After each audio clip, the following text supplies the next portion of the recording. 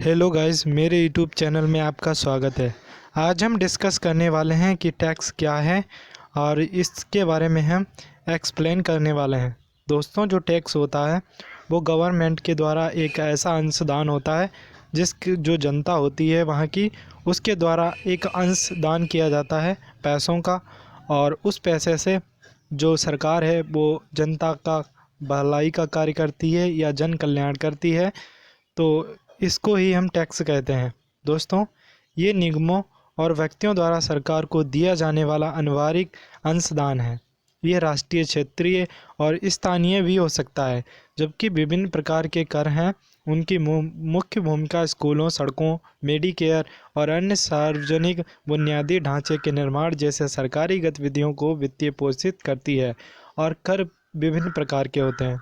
दोस्तों, ये जनता के द्वारा एक ऐसा अंशदान होता है, पैसों का अंशदान। उसके द्वारा क्या होता है, जैसे कोई व्यापारी हैं और विभिन्न प्रकार के ऐसे व्यापार राज्य में होते हैं या किसी राष्ट्र में होते हैं, और उनके जो व्यापारी होते हैं वो अपना कुछ हिस्सा अंशदान के रूप में सरकार को देते हैं, टैक्स के रूप में अंशदान करते हैं पैसों का। और उस पैसे को ही हम टैक्स कहते हैं। और जो उस पैसे का उपयोग हमारी गवर्नमेंट है वो करती है सड़कों बनाने में, स्कूल बनवाने में, मेडिकेयर तथा अन्य सार्वजनिक बुनियादी ढांचे के निर्माण जैसे सरकारी गतिविधियों का वित्तीय पोषण करने में करती है। और जो कर होते हैं, टैक्स होता है, वो कई प्रकार का होता है, बहुत से टाइप्स होते हैं। उनके बारे में हम देख लेते हैं। जो हमारा टैक्स के प्रकार होते हैं वो है आयकर। यह एक कर है जो संघीय राज्यों को आय पर भुगतान किया जाता है। अधिकांश देशों में एक प्रगतिशील कर प्रणाली है जहां उच्च आय वाले व्यक्ति उच्च करों का भुगतान करते हैं, जबकि कम आय वाले व्यक्ति कम करों का भुगतान करते हैं। दोस्तों, जो आयकर होता है उसमें क्या होता है, संघीय सरकारों के द्वारा आय का भुगतान किया जाता है। और संघीय सरकारें होती हैं उनको भुगतान करती है जो जनता होती है। और उसके द्वारा क्या होता है, इसकी स्लैबें अलग अलग होती हैं। जो व्यक्ति ज़्यादा आय अर्जित करता है उस पर ज़्यादा टैक्स लगता है, जो कम आय अर्जित करता है उस पर कम टैक्स लगता है। इसका ये रूल होता है। ऐसे पेरोल टैक्स होता है, ये कर्मचारी द्वारा सामाजिक सुरक्षा प्रणाली और मेडिकेयर को निधि देने के लिए भुगतान किया गया है। इन करों को एक नियोजक द्वारा रोक दिया जाता है, जिससे कर्मचारी और नियोक्ताओं दोनों का हिस्सा होता है।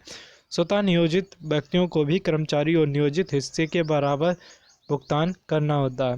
दोस्तों, ये दूसरा होता है पेरोल टैक्स, और ये भी इससे थोड़ा भिन्न होता है आयकर से। ऐसे ही में आगे देख लेते हैं बिक्री कर। ये बिक्री के बिंदुओं पर लगाए गए कर हैं। दोस्तों, जो बिक्री कर होता है वो बिक्री पर लगाया जाता है। कोई चीज़ हम जब खरीदते हैं या बेचते हैं उस पर क्या होता है, हमारा बिक्री कर लगा हुआ होता है। जब ग्राहक सेवाओं और वस्तुओं के भुगतान को क्रियान्वित कर रहा होता है, दोस्तों, जैसे ही ग्राहक कोई चीज़ को खरीदता है तो उस पर क्या बिक्री कर लगा हुआ होता है, उसमें इंक्लूड होता है बिक्री कर। ये धनराशि तब व्यवसाय इकाई द्वारा सरकार को प्रेषित की जाती है, और ये जो धनराशि होती है वो गवर्नमेंट को प्राप्त होती है। दोस्तों, जो बिक्री कर लगाया जाता है वो गवर्नमेंट के द्वारा लगाया जाता है। जब भी कोई वस्तु कोई भी कंज्यूमर या कस्टमर खरीदता है तो उस पर कुछ हिस्सा बिक्री कर का भी होता है जो गवर्नमेंट को सीधे प्राप्त होता है। अलग अलग न्यायालयों में अलग अलग बिक्री कर होते हैं दोस्तों। और कारपोरेट कर भी होता है एक दूसरा। ये कंपनी द्वारा उसकी कर योग्य आय के आधार पर भुगतान किए गए कर हैं। विभिन्न देशों और राज्यों में दरें भिन्न भिन्न होती हैं। दोस्तों, जो कारपोरेट कर है ये एक कंपनी द्वारा उसकी कर योग्य आय के आधार पर भुगतान किए जाते हैं। बड़ी बड़ी कंपनियां आपने देखी होंगी जो चल रही हैं, तो उसमें क्या होता है, उनके द्वारा भी कर दिया जाता है। उसे हम कहते हैं कारपोरेट कर। उसकी एक निश्चित स्लैब होती है और उन्हें एक निश्चित अमाउंट सरकार को देना पड़ता है। और इसका सब्सक्रिप्शन होता है, जैसे 1 ईयर का, 2 ईयर का। कोई भी कंपनी होती है वो सरकार को ऐसे ही पे करती रहती है, 1 ईयर में, 2 ईयर में। तो इस प्रकार का जो कर है वो हमारा कारपोरेट कर कहलाता है। दोस्तों, नेक्स्ट देख लेते हैं। उसमें आता है हमारा संपत्ति कर।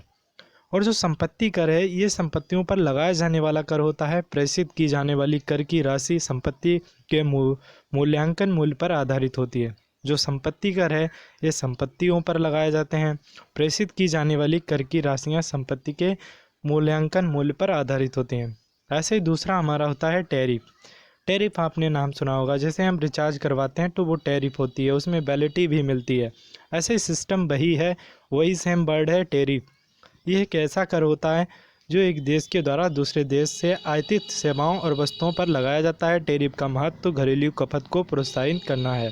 दोस्तों, जो टैरिफ होता है वो जो एक देश द्वारा दूसरे देश से आयातित, जैसे हम कोई वस्तु विदेश से मंगवाएंगे तो उस पर टैरिफ लगेगा। हमें कोई मान लीजिए मुझे आईफोन मंगवाना है अमेरिका से, तो वो आईफोन होगा उस पर टैरिफ लगेगा दोस्तों, क्योंकि हम विदेश से मंगवा रहे हैं। क्योंकि जो आईफोन की कंपनी है वो अमेरिकन कंपनी है, जब हम उसको परचेज़ करेंगे तो उस पर टैरिफ लगेगा। ऐसे ही हमारा आता है नेक्स्ट संपत्ति कर। ये निर्धारित राज्य बहिष्कारों के अनुसार संपत्ति पर लगाए गए कर होते हैं। दोस्तों, जो संपत्ति कर होता है ये निर्धारित राज्य बहिष्कारों के अनुसार संपत्ति पर लगाए जाते हैं। दोस्तों, संपत्ति कर है अलग अलग, जो राज्य सरकारें वो अलग अलग लगाती हैं और सबका अलग अलग प्रावधान होता है। कोई ज़्यादा लगाता है, कोई गवर्नमेंट तो कोई कम। अलग अलग राज्यों में अलग अलग इसकी दरें मिलती हैं। दोस्तों, ऐसे ही ये अलग अलग कर कानून राज्यों और देशों के साथ अलग अलग होते हैं। दोस्तों, प्रत्येक जो राज्य है और प्रत्येक जो देश है उसकी अपनी स्वतंत्रता है। वो जो कर है इसकी दरें घटा बढ़ा सकता है, अपने परिस्थितियों के अनुसार उसको ढाल सकता है। जैसी अगर परिस्थिति सही नहीं है तो वहाँ पर क्या होता है, इसकी स्लैब को थोड़ा टैक्स कम कर दिया जाता है। अगर परिस्थिति सही है, अर्थव्यवस्था हमारी अच्छी है, तो उस पर टैक्स की दरें बढ़ा दी जाती हैं, यानी हाई फाई टैक्स लिया जाता है। आपकी कर स्थिति और दायित्वों को समझाने से करदाताओं को अपने कर दायित्व को प्रभावी ढंग से प्रबंधित करने में मदद मिलती है। दोस्तों, जो सरकारें हैं वो हमेशा प्रयास करती हैं कि जो उनके राज्य की जो जनता है उसको ये चीज़ें समझाई जाएं, टैक्स के बारे में जानकारी दी जाए, ताकि वो जागरूक बने और टैक्स अधिक से अधिक जमा करें। और अधिक से अधिक टैक्स जमा होगा तो राज्य का भी विकास होगा, हमारी अर्थव्यवस्था एक मजबूत तरीके से मजबूत बनेगी। अर्थव्यवस्था जब मजबूत बनेगी तो पूरा देश का विकास होगा। दोस्तों, हमारी वीडियो आपको अच्छी लगी हो तो मेरे चैनल को लाइक एंड सब्सक्राइब करना ना भूलें। जय हिंद, जय भारत।